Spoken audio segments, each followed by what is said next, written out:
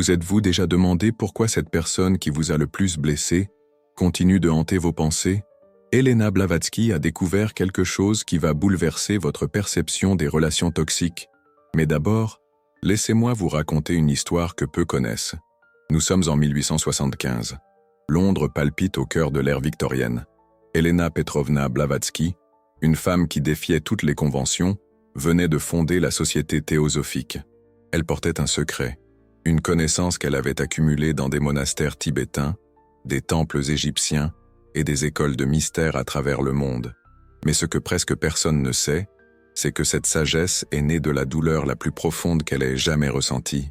Savez-vous quelle relation l'a le plus détruite? Ce ne fut ni avec l'un des hommes qu'elle a connus, mais avec elle-même, avec cette part d'ombre qu'elle a dû affronter pour devenir celle qu'elle est devenue. Et voici le premier secret qu'elle a découvert. Écoutez attentivement, car cela vous semblera étrange au début. Votre pire relation ne s'est pas produite par hasard. Ce n'était pas de la malchance. Ce n'était pas parce que vous aviez attiré la mauvaise personne. C'était parce que votre âme a choisi cette expérience pour vous offrir quelque chose que vous n'auriez pu obtenir autrement. Je sais que cela fait mal. Je sais que votre esprit crie, mais ce n'était pas de ma faute. Et ce n'était effectivement pas de votre faute. Mais ce n'était pas non plus une simple coïncidence. Blavatsky appelait cela la loi du karma personnel, mais pas de la manière dont vous l'avez apprise. Ce n'est pas une punition, c'est de l'alchimie. Permettez-moi de vous expliquer ce qui se produit réellement lorsqu'une personne nous blesse profondément. Imaginez que votre âme est comme un diamant brut, magnifique, mais encore non taillé. Pour devenir un joyau, il doit passer par le processus le plus douloureux qui soit. Il doit être coupé, poli, soumis à une chaleur extrême. Imaginez maintenant que chaque personne difficile qui traverse votre vie est l'un des instruments que votre âme a choisi pour être taillé. Cela semble cruel. Blavatsky pensait la même chose lorsqu'elle a découvert cela.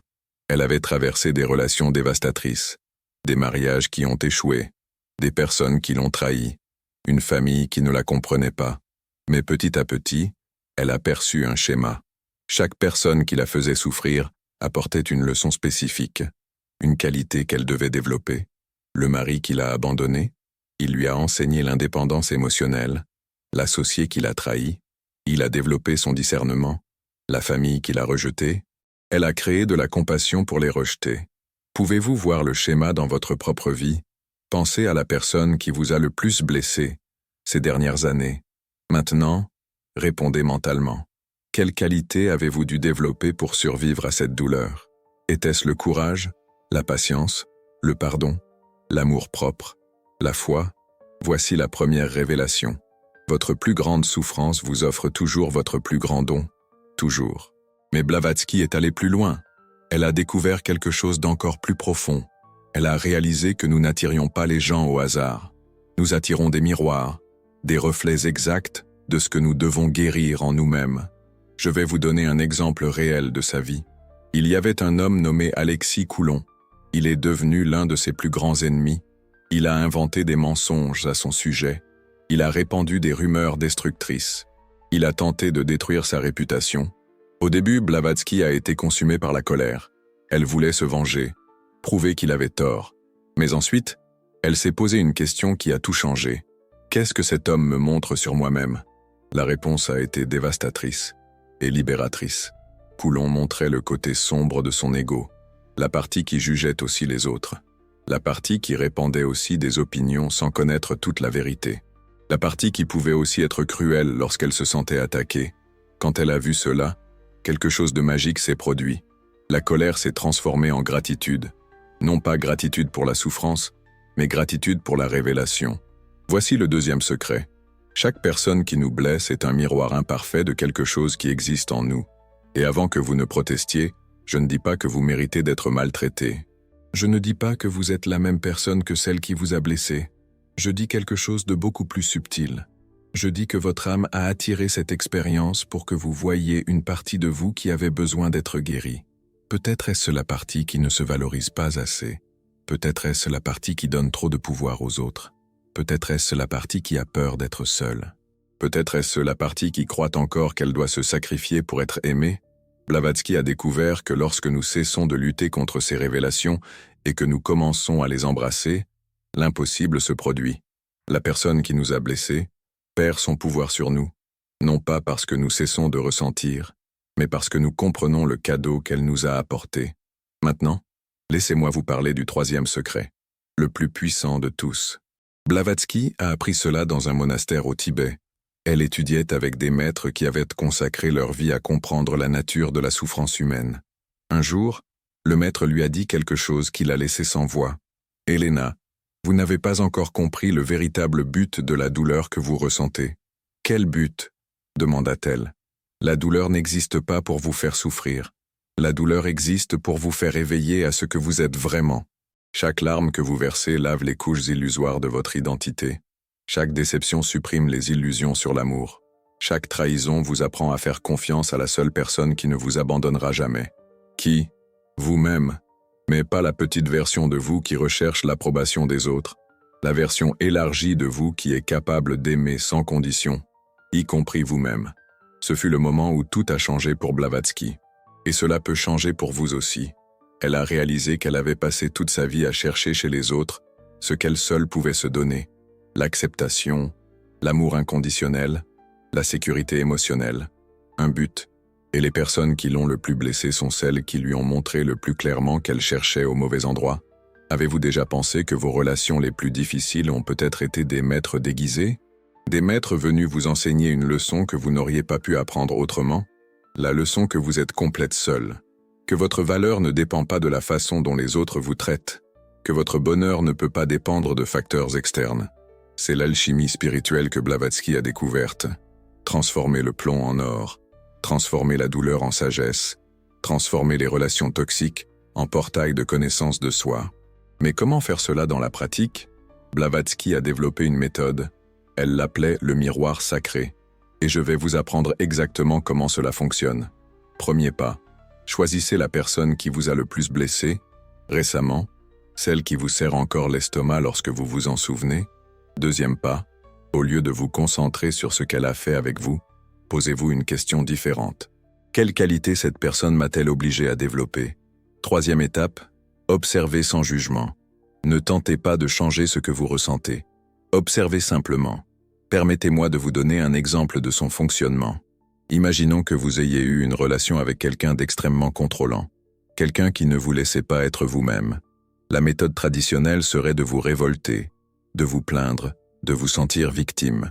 La méthode de Helena Blavatsky est différente. Premièrement, vous reconnaissez ce que vous avez développé, peut-être un sens plus fort de votre identité. Peut-être avez-vous appris à dire non. Peut-être avez-vous découvert que vous préférez rester seul plutôt que de renoncer à vous-même. Deuxièmement, vous vous posez la question, que m'a montré cette personne à propos de moi? Peut-être vous a-t-elle montré que vous aviez tendance à vous effacer pour plaire aux autres? Peut-être a-t-elle révélé que vous ne faisiez pas confiance à votre propre jugement? Peut-être a-t-elle exposé des peurs profondes d'abandon qui vous faisaient accepter n'importe quoi? Troisièmement, vous remerciez, non pas pour la douleur, mais pour la clarté. Parce que maintenant, vous savez exactement ce que vous devez guérir en vous-même. C'est le secret que Helena Blavatsky a mis plus de 40 ans à découvrir. Nos relations les plus difficiles sont nos plus grandes occasions de croissance. Non pas malgré la douleur qu'elles causent, mais exactement à cause d'elle. La douleur est le signe que quelque chose en nous est prêt à être transformé. Imaginez maintenant que vous puissiez considérer chaque personne difficile de votre vie comme un cadeau mal emballé. De l'extérieur, cela ressemble à quelque chose que vous ne choisiriez jamais de recevoir. À l'intérieur, il y a exactement ce dont votre âme avait besoin pour évoluer. Mais Helena Blavatsky a découvert quelque chose de plus profond encore, quelque chose qui va bouleverser toutes vos certitudes sur les relations. Elle a découvert qu'il existe un schéma caché derrière toutes nos relations difficiles, un fil invisible qui relie toutes ces expériences. Et lorsque vous percevez ce schéma, toute votre vie prend un sens. Plus que cela, vous cessez d'être victime de vos circonstances et vous devenez co-créatrice de votre réalité. Je vais vous expliquer exactement comment cela fonctionne.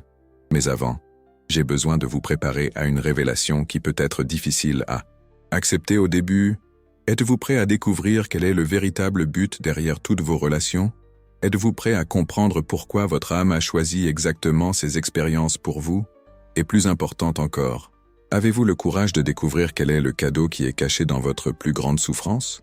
Parce que ce que je vais vous révéler maintenant va changer à jamais la façon dont vous percevez vos relations. Elena Blavatsky appelait cela « la grande révélation ». Le moment où vous cessez d'être victime de votre histoire et devenez l'auteur de votre destin. Mais d'abord, vous devez comprendre quelque chose de fondamental sur la nature des relations humaines. Elena Blavatsky a découvert qu'il existe 3 niveaux de relations. La plupart des gens ne vivent qu'au premier niveau. Certains découvrent le deuxième, mais très peu accèdent au troisième. Au premier niveau, nous nous lions pour recevoir. Nous recherchons chez les autres ce que nous sentons, nous. Manquer, amour, approbation, sécurité, statut.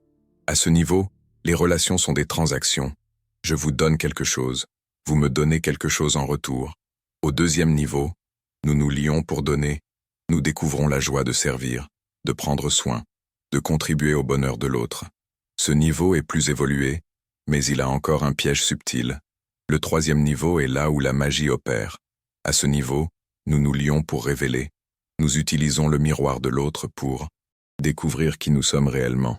Et voici le secret qu'Elena Blavatsky a mis des décennies à comprendre pleinement. Nos relations les plus difficiles se produisent toujours lorsque nous transitons entre ces niveaux. La personne qui nous blesse le plus est toujours celle qui nous force à abandonner un niveau inférieur et à embrasser un niveau supérieur. Permettez-moi de vous donner un exemple concret. Imaginez que vous êtes au premier niveau. Vous vous liez pour recevoir amour et approbation, puis arrive quelqu'un dans votre vie qui est incapable de vous donner ces choses. Quelqu'un d'émotionnellement indisponible, ou narcissique, ou simplement incompatible. Cette personne va vous causer une douleur immense, parce qu'elle vous force à abandonner la croyance que votre bonheur dépend de ce que vous recevez des autres. La douleur que vous ressentez n'est pas seulement due à la perte de la personne. C'est la mort d'une version de vous-même qui croyait avoir besoin des autres, pour être complète. Et lorsque vous acceptez finalement que vous ne pouvez pas recevoir de cette personne ce que vous recherchez, quelque chose de miraculeux se produit. Vous découvrez que vous pouvez vous le donner. Vous pouvez vous aimer. Vous pouvez vous approuver. Vous pouvez vous donner la sécurité émotionnelle que vous cherchiez chez l'autre. C'est la naissance du deuxième niveau. Vous apprenez à vous donner ce que vous cherchiez chez les autres. Mais le voyage ne s'arrête pas là. Au deuxième niveau, vous pouvez devenir codépendante d'une manière différente. Vous pouvez devenir accro au fait de donner, de prendre soin, de sauver les autres. Et alors votre âme va attirer quelqu'un qui ne veut pas être sauvé, quelqu'un qui rejette vos soins, quelqu'un qui ne valorise pas vos sacrifices. Cette personne va aussi vous causer de la douleur, parce qu'elle va vous forcer à abandonner la croyance que votre valeur vient de ce que vous faites pour les autres. Et lorsque vous acceptez que vous ne pouvez contrôler ni changer personne, le troisième niveau naît. Au troisième niveau, vous vous liez simplement pour vous découvrir. Chaque interaction devient un miroir. Chaque conflit devient une occasion de connaissance de soi. À ce niveau, il n'y a pas de relation mauvaise. Il n'y a que des relations qui vous révèlent des aspects de vous-même qui doivent être intégrés ou transformés. C'est l'endroit où Elena Blavatsky vivait après tant d'années de souffrance et de croissance. Et c'est là où votre âme vous mène à travers chaque relation difficile que vous avez. Mais il existe encore un quatrième secret, le plus profond de tous. Elena Blavatsky a découvert qu'il existe une relation qui détermine toutes les autres. Une relation qui, une fois guérie, transforme magiquement toutes les autres. Quelle est cette relation? La relation avec votre ombre. Carl Jung, qui a été profondément influencé par les idées de Elena Blavatsky, appelait l'ombre la personne que vous préférez ne pas être. C'est la partie de vous que vous rejetez, que vous cachez, que vous niez, que vous projetez sur les autres. Et voici la révélation qui va tout changer. Toute personne qui vous dérange profondément reflète un aspect de votre ombre. Si quelqu'un vous irrite par son caractère trop contrôlant, il existe une part contrôlante en vous que vous n'acceptez pas. Si quelqu'un vous blesse par son égoïsme excessif, il existe une part égoïste en vous que vous rejetez. Si quelqu'un vous frustre par son caractère trop dépendant, il existe une part dépendante en vous que vous niez. Blavatsky a appris cela de la manière la plus douloureuse qui soit. Elle avait créé une image d'elle-même comme une personne illuminée, détachée, évoluée spirituellement. Puis apparut une personne qui incarnait tout ce qu'elle méprisait, matérialiste, superficielle, préoccupée uniquement par le statut et l'argent. La rage que Blavatsky ressentait pour cette personne était disproportionnée. C'était une fureur provenant d'un lieu très profond, jusqu'à ce qu'elle prenne conscience. La rage était si intense, parce que cette personne reflétait la partie d'elle-même qui désirait aussi la reconnaissance, qui se souciait aussi de l'opinion des autres, qui avait aussi des désirs matériels. Lorsque Blavatsky accepta cette part sombre d'elle-même, quelque chose de magique se produisit. La personne cessa de la déranger, non pas parce que la personne avait changé, mais parce que Blavatsky cessa de projeter son ombre sur elle. Voilà le secret final. Lorsque vous intégrez votre ombre, vous cessez d'attirer les personnes qui la reflètent de manière négative. Vous cessez d'attirer des relations toxiques, car vous cessez de rejeter des parties de vous-même. Vous devenez entière, complète, non pas parfaite, mais intégrée. Et depuis un lieu d'intégrité, vous ne pouvez qu'attirer des relations qui proviennent aussi de l'intégrité. Mais comment faire cette intégration dans la pratique? Blavatsky a développé un exercice puissant. Elle l'appelait l'étreinte de l'ombre. Chaque fois que quelqu'un la dérangeait profondément, elle se demandait « Quelle partie de moi cette personne reflète-t-elle » Puis, au lieu de lutter contre cette caractéristique, elle l'embrassait. Si c'était l'orgueil, elle disait « Oui, j'ai de l'orgueil, et c'est bien. » Si c'était la colère, elle acceptait « Oui, je ressens de la colère, et c'est humain. » Si c'était la peur, elle reconnaissait « Oui, j'ai des peurs, et cela ne me rend pas inférieur. » Lorsque vous cessez de lutter contre vos propres caractéristiques et que vous les acceptez comme des parties naturelles de l'expérience humaine, elles perdent leur pouvoir destructeur. Vous ne devenez pas ces caractéristiques, vous acceptez simplement qu'elles existent en vous, comme elles existent en tous les êtres humains, et de cette acceptation naît la compassion, pour vous, et automatiquement pour les autres, parce que vous comprenez que nous luttons tous contre les mêmes combats intérieurs. Nous avons tous des ombres, nous avons tous des parties que nous préférons cacher, et nous faisons tous de notre mieux avec les outils dont nous disposons. Cette compréhension change tout. Vous cessez de prendre les actions des autres comme quelque chose de personnel, parce que vous comprenez qu'elles en disent plus sur leurs blessures et leurs peurs que sur qui vous êtes. Vous développez une compassion naturelle pour les personnes difficiles, parce que vous reconnaissez en elles les mêmes luttes que vous affrontez intérieurement. Et plus important encore, vous cessez de chercher dans les relations ce que vous seul pouvez vous donner. Vous cessez d'essayer de changer les autres et vous concentrez sur votre propre transformation. Vous cessez d'être victime des circonstances et devenez co-créatrice de votre réalité. C'est l'alchimie qu'Elena Blavatsky a découverte après des décennies de souffrance et de recherche. Transformer des relations difficiles en occasion de connaissance de soi, transformer la douleur en sagesse, transformer l'ombre en lumière intégrée. Mais son voyage ne s'est pas arrêté là, car elle a découvert quelque chose d'encore plus profond. Elle a découvert que lorsque vous intégrez vraiment ces leçons, vous ne cessez pas seulement d'attirer des relations difficiles. Vous devenez un agent de guérison dans les relations des autres, parce que vous portez une présence qui ne juge pas, qui ne projette pas, qui n'a pas besoin que les autres soient différents de ce qu'ils sont. Et cette présence a un pouvoir transformateur que vous n'imaginez même pas. Mais ce n'est que le début de la véritable révélation que Blavatsky a faite sur les relations. Il existe une 5e dimension des relations qu'elle n'a découverte que durant les dernières années de sa vie. Une dimension qui transforme non seulement vous, mais toutes les personnes autour de vous. C'était en 1890. Blavatsky était à Londres, déjà proche de la fin de sa vie. Des décennies de souffrance, d'apprentissage et de transformation l'avaient menée à un endroit qu'elle n'avait jamais imaginé. Elle n'était plus la femme révoltée qui luttait contre les injustices du monde, ni la chercheuse désespérée qui cherchait des réponses auprès des maîtres tibétains. Elle était devenue quelque chose de complètement différent, quelque chose qui changeait les gens simplement par sa présence. Et c'est pendant cette période qu'elle a découvert le secret le plus profond de tous, le secret qui explique pourquoi certaines personnes peuvent avoir des relations extraordinaires après tant de souffrances, et pourquoi d'autres restent prisonnières de cycles infinis de douleur. Laissez-moi vous raconter ce qui s'est passé. Un jour, une jeune femme chercha Blavatsky. Elle était désespérée. Elle venait de sortir d'une relation dévastatrice, sa 3e relation toxique consécutive. « Elena, dit-elle en pleurant, pourquoi cela m'arrive-t-il toujours? Pourquoi est-ce que j'attire toujours le même type d'homme ?»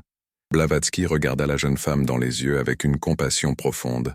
et dit quelque chose qui a changé non seulement la vie de cette femme, mais aussi ma compréhension des relations.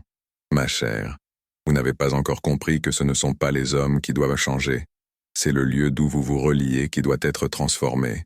La jeune femme fut confuse, mais j'ai tellement changé. J'ai fait de la thérapie. J'ai travaillé sur mon estime de soi. J'ai appris à m'apprécier. Oui, répondit Blavatsky, vous avez changé la surface, mais vous n'avez pas encore touché à la racine. Quelle racine? La croyance fondamentale que vous avez besoin d'une relation pour être complète. Silence total. Tant que vous continuerez à vous mettre en relation à partir du besoin, vous continuerez à attirer des personnes qui se mettent aussi en relation à partir du besoin. Et deux besoins ne créent jamais de plénitude, ils créent de la dépendance. Ce fut la révélation qui transforma tout dans la vie de Blavatsky, et qui pourrait transformer la vôtre aussi. Elle a découvert qu'il existe une différence abyssale entre se mettre en relation à partir de la carence et se mettre en relation à partir de la plénitude. Lorsque vous vous mettez en relation à partir de la carence, vous cherchez chez l'autre ce qui vous semble vous manquer, et vous attirez inévitablement des personnes qui ont la même carence. Deux personnes carencées essayant de se compléter l'une l'autre. C'est une équation impossible. Mais lorsque vous vous mettez en relation à partir de la plénitude, quelque chose de magique se produit. Vous cessez d'avoir besoin de l'autre et vous commencez à choisir l'autre. Et ce choix vient d'un endroit complètement différent. Il vient du désir de partager votre abondance, non pas de combler votre vide. Mais comment arriver à ce lieu de plénitude? Vous vous demandez peut-être, Blavatsky a développé une méthode révolutionnaire. Elle l'appelait le mariage intérieur. L'idée est simple, mais profonde. Avant de chercher l'union avec une autre personne, vous devez vous unir à toutes les parties de vous-même, y compris les parties que vous rejetez. Laissez-moi vous expliquer comment cela fonctionne dans la pratique. Au plus profond de vous, résidant de multiples sous-personnalités, le côté fort et le côté vulnérable, le côté généreux et le côté égoïste, le côté sûr de soi et le côté incertain, la plupart des gens passent leur vie à tenter de masquer, voire d'éliminer, les aspects qu'ils considèrent comme négatifs. Mais Elena Blavatsky a découvert que lorsque vous rejetez des parties de vous-même, vous recherchez automatiquement chez les autres ce que vous avez rejeté en vous. Par exemple, si vous rejetez votre côté vulnérable et tentez toujours de paraître forte, vous pouvez vous attirer des personnes extrêmement vulnérables, réveillant en vous un instinct protecteur. Si vous rejetez votre côté égoïste et tentez toujours d'être altruiste, vous pouvez vous attirer des personnes très égoïstes qui vous obligent à poser des limites. Si vous rejetez votre côté colérique et tentez toujours d'être pacifique, vous pouvez vous attirer des personnes explosives qui expriment la colère que vous refoulez. Comprenez-vous le schéma? Nous attirons toujours extérieurement ce que nous rejetons. Intérieurement, le mariage intérieur est le processus d'acceptation et d'intégration de toutes ces parties. Lorsque vous le faites, vous cessez de projeter sur les autres vos parties rejetées, et vous cessez d'attirer des personnes qui portent ces projections. Mais comment réaliser cette intégration? Elena Blavatsky a créé un rituel puissant. Chaque jour, pendant 15 minutes, elle conversait avec ses différentes sous-personnalités. Elle disait « Côté incertain, je te vois et t'accepte. Tu fais partie de moi et tu as le droit d'exister. Côté contrôlant, je reconnais que tu essaies de me protéger. Merci pour ton attention. Côté démuni, je comprends que tu veux juste être aimé. Je t'aime. » Cela semble étrange? Peut-être, mais ça fonctionne d'une manière que vous n'imaginez même pas. Lorsque vous cessez de lutter contre vos propres caractéristiques et que vous les embrassez avec compassion, elles se transforment. L'insécurité devient une humilité authentique. Le contrôle devient un leadership sain. Le besoin devient une capacité à aimer profondément. Et à partir d'un lieu d'intégration interne, vous attirez naturellement des relations intégrées. Des personnes qui ont aussi accompli ce travail intérieur. Des personnes qui se connectent à partir de la plénitude, non pas de la déficience. Mais Elena Blavatsky a découvert quelque chose d'encore plus surprenant. Elle a réalisé que lorsque vous vous mariez réellement avec vous-même, vous devenez irrésistible pour les personnes matures émotionnellement. Non pas parce que vous essayez de plaire, mais parce que vous portez une énergie de complétude qui est naturellement attirante. Vous cessez d'émaner le désespoir et commencez à émaner la paix. Vous cessez de rechercher la validation et commencez à offrir une présence authentique. Et cela change complètement le type de personne qui s'approche de vous. Mais il existe un test pour savoir si vous êtes réellement arrivé à ce point. Le test est simple. Pouvez-vous être genuinement heureuse seule? Je ne parle pas de faire semblant d'aller bien. Je parle d'un bonheur réel, profond, qui ne dépend de personne d'autre.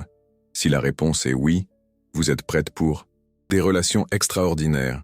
Si la réponse est non, vous avez encore un travail intérieur à faire. Et il n'y a aucun problème à cela. Elena Blavatsky a mis plus de 50 ans pour y arriver. L'important est d'être honnête avec vous-même sur l'endroit où vous vous situez, parce qu'à partir de cette honnêteté, vous pouvez prendre des décisions conscientes concernant vos relations. Maintenant, laissez-moi vous parler de la dernière découverte d'Elena Blavatsky, celle qu'elle considérait comme la plus importante de toutes. Dans les dernières années de sa vie, elle a réalisé qu'il y avait un ingrédient secret dans les relations extraordinaires, quelque chose qu'elle n'avait jamais vu être enseigné nulle part. Cet ingrédient n'est pas l'amour, ce n'est pas la compatibilité, ce n'est pas l'attirance, ce n'est pas la communication, c'est quelque chose de beaucoup plus subtil et de beaucoup plus puissant. C'est ce qu'elle appelait la présence témoignable. Permettez-moi d'expliquer ce que cela signifie. La plupart des gens, lorsqu'ils sont en couple, essaient constamment de changer l'autre. Pas de manière évidente, mais de manière subtile. Nous essayons de rendre l'autre plus heureux, plus communicatif, plus affectueux, plus présent, plus ce que nous voulons qu'il soit. Même lorsque nous le faisons par amour, nous envoyons un message subliminal. Tu n'es pas bien comme tu es. La présence témoignable est le contraire de cela. C'est la capacité d'être avec quelqu'un sans avoir besoin que cette personne soit différente de ce qu'elle est en ce moment. C'est regarder l'autre avec une acceptation totale. Pas forcément un accord, mais une acceptation. C'est dire par votre présence, je te vois exactement comme tu es, et tu es bien comme ça. Lorsque Elena Blavatsky a appris à offrir cela, ses relations se sont transformées d'une manière qu'elle n'avait jamais imaginé possible. Les gens se sentaient profondément vus et acceptés près d'elle. Et à partir de cette sensation d'acceptation, ils devenaient naturellement leur meilleure version. Non pas parce qu'elle essayait de les changer, mais parce qu'ils se sentaient en sécurité pour se montrer et se transformer. C'est le paradoxe le plus beau des relations. Moins vous essayez de changer quelqu'un, plus cette personne se permet d'évoluer. Mais pour offrir une présence témoignable, vous devez d'abord l'avoir avec vous-même. Vous devez être capable de vous regarder dans le miroir et de dire « Je me vois exactement comme je suis, et je suis bien comme ça. » Cela ne signifie pas que vous cessez de grandir. Cela signifie que vous acceptez où vous êtes maintenant comme un point de départ valable pour la croissance. Et lorsque vous le faites avec vous-même, vous réussissez automatiquement à le faire avec les autres. Maintenant, je sais que tout cela peut paraître très conceptuel. Alors laissez-moi vous donner des exercices pratiques qu'Elena Blavatsky utilisait pour développer cette capacité. Premier exercice, le miroir de la compassion. Chaque jour, pendant 5 minutes, regardez-vous dans le miroir et dites « Je te vois, j'accepte où tu en es aujourd'hui, tu fais de ton mieux ». Faites-le surtout les jours où vous ne vous sentez pas bien avec vous-même. Deuxième exercice, la présence silencieuse. Lorsque quelqu'un de proche traverse un moment difficile, résistez à l'envie de donner des conseils ou d'essayer de résoudre le problème. Soyez simplement présente. Écoutez sans juger. Offrez votre présence comme un cadeau. Troisième exercice, le journal des projections. Chaque fois que quelqu'un vous irrite profondément, écrivez « Qu'est-ce que cette personne me montre sur moi-même » Puis écrivez « Comment puis-je intégrer cette caractéristique en moi de manière saine ?» Quatrième exercice, la gratitude inverse. Pensez à la personne qui vous a le plus blessé. Écrivez une lettre de gratitude, que vous n'enverrez pas, en remerciant pour les qualités que vous avez développées grâce à cette expérience. Lorsque Elena Blavatsky a commencé à pratiquer ces exercices, sa vie s'est complètement transformée. Elle a cessé d'attirer des relations dramatiques, elle a cessé de s'engager dans des conflits inutiles, elle a cessé de se sentir victime des circonstances, et elle commença à attirer des personnes au même niveau de maturité émotionnelle qu'elle. Des relations fondées sur le choix et non sur le besoin, sur l'abondance et non sur la carence, sur la présence et non sur la projection. Mais la plus belle transformation de toutes fut celle-ci. Elle tomba follement amoureuse de sa propre vie. Seule ou accompagnée, elle était sincèrement heureuse, car elle avait trouvé la personne la plus importante de toutes, elle-même. Et lorsque vous trouvez cette personne en vous, tout le reste devient un bonus, et non une nécessité. Maintenant, permettez-moi de vous poser une question importante. Après tout ce que vous avez découvert aujourd'hui, comment percevez-vous la personne qui vous a le plus blessé? Arrivez-vous à voir qu'elle a peut-être été la plus grande professeure de votre vie? Ressentez-vous de la gratitude, non pas pour la douleur qu'elle a causée, mais pour la croissance qu'elle a permise? Percevez-vous qu'il se pourrait que vous ayez conclu un accord spirituel avant votre incarnation? Un accord pour vous aider mutuellement à évoluer à travers l'épreuve? C'est la vision la plus élevée que Elena Blavatsky a développée sur les relations. L'idée qu'il n'y a pas d'accident, que chaque personne qui croise notre chemin a quelque chose à nous apprendre, et nous avons quelque chose à lui apprendre, même lorsque cet enseignement est déguisé sous le masque de la douleur. Surtout lorsqu'il est déguisé sous le masque de la douleur. Car c'est dans la douleur que nous nous ouvrons d'une manière dont nous ne nous ouvririons jamais dans le confort. C'est dans la douleur que nous remettons en question des croyances que nous ne remettrions jamais en question dans le confort. C'est dans la douleur que nous développons des muscles émotionnels que nous ne développerions jamais dans la facilité. Elena Blavatsky a transformé une vie pleine de relations difficiles en un voyage d'autoconnaissance et d'évolution spirituelle. Elle a pris chaque blessure et l'a transformée en sagesse. Chaque trahison et l'a transformée en discernement. Chaque abandon et l'a transformée en indépendance émotionnelle. Et à la fin de sa vie, elle a pu dire avec une totale honnêteté « Je ne changerai rien.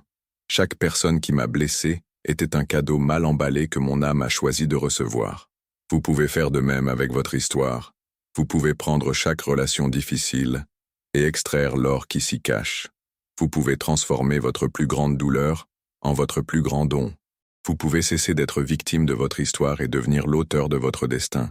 Parce qu'en fin de compte, la seule personne qui peut vraiment vous compléter, c'est vous-même. Et lorsque vous comprenez cela profondément, lorsque vous le vivez authentiquement, lorsque vous l'incarnez complètement, alors seulement, vous êtes prête pour des relations qui ne viennent pas pour vous compléter, mais pour célébrer la complétude que vous êtes déjà. Des relations qui ne viennent pas pour combler des vides, mais pour partager l'abondance. Des relations qui ne viennent pas pour guérir des blessures, mais pour amplifier la guérison que vous avez déjà conquise. Tel est l'héritage qu'Elena Blavatsky a laissé à chacun d'entre nous, la compréhension que nos relations les plus difficiles sont nos plus grands cadeaux, et que notre plus grand don ne réside pas dans la personne parfaite que nous allons encore rencontrer. Il réside dans la personne extraordinaire que nous sommes déjà lorsque nous cessons de chercher chez les autres ce que nous seuls pouvons nous donner. Votre pire relation a vraiment été votre plus grand cadeau. Non malgré la douleur, mais exactement à cause d'elle. Et maintenant, vous avez les outils pour extraire tout l'or qui est caché dans cette expérience. La question est, allez-vous les utiliser ?